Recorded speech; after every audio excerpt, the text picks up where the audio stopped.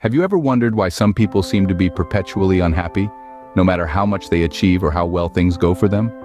It's a question that stirs the mind, and today, we delve into the heart of this conundrum, a puzzle we'll refer to as the misery paradox.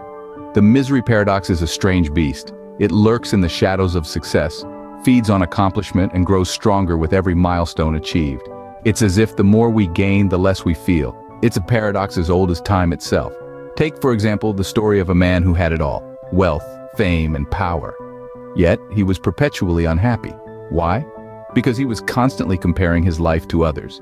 He saw friends with bigger houses, colleagues with faster cars, and acquaintances with more exotic holidays. In his quest for more, he failed to appreciate what he already had. His misery was not born of lack, but of his perception of lack. Or consider the tale of a woman who lived her life in the future. She was so focused on her desires, her dreams, her aspirations that she failed to appreciate the present. She was always chasing the next big thing, unable to enjoy the now. Her happiness was perpetually postponed, always just one step out of reach. And then there's the paradox of the pursuit. The more we chase happiness, the more it seems to run away from us. It's like trying to catch a cloud.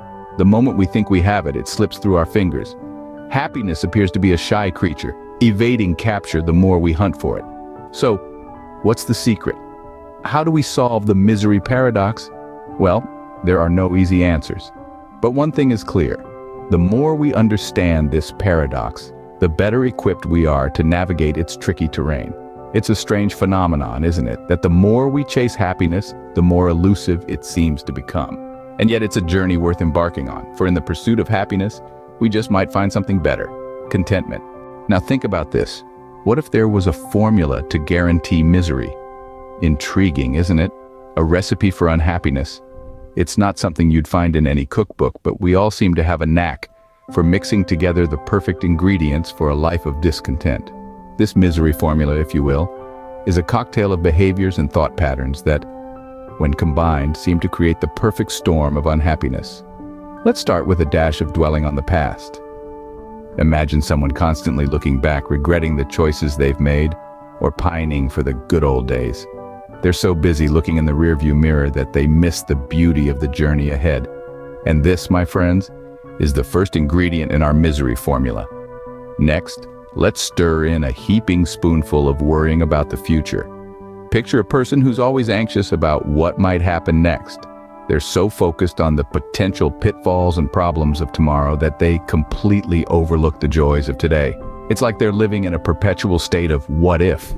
This constant state of apprehension, this fear of the unknown, is another key ingredient in our misery concoction. And finally, let's sprinkle in a healthy dose of never being satisfied with what we have. This is someone who's always looking for the next big thing, the next achievement, the next acquisition. They're in a constant state of wanting more, and in this relentless pursuit they lose sight of the blessings they already possess. And there you have it, the final ingredient in our misery formula. Mix these all together and you have a surefire recipe for a life of unhappiness. But here's the kicker. We often don't even realize we're following this recipe. It's like we're chefs in our own kitchen of discontent, whipping up a dish of dissatisfaction without even knowing it. Sounds absurd, doesn't it? A recipe for misery. But believe it or not, many of us follow this recipe to the letter without even realizing it.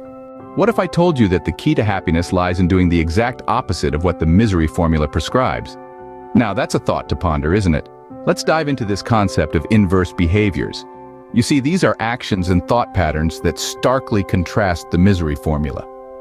Quite simply, they are the antidotes to misery, the recipes for happiness. Consider living in the present, for instance. It's easy to get caught up in the whirlwind of the past and the uncertainty of the future. But the present is a gift that keeps giving. It's the only moment we truly have, the only moment we can truly influence. Imagine yourself as a traveler walking through a beautiful forest.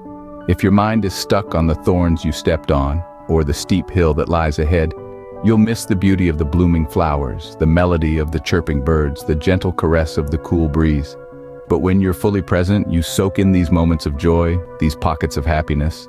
Then there's the practice of appreciating what one has. The misery formula would have you focus on what's missing, what's not perfect. But inverse behavior encourages you to cherish what's already there. Think of a person who's learned to appreciate the smallest things in life. They don't need grand gestures or extravagant possessions to be happy.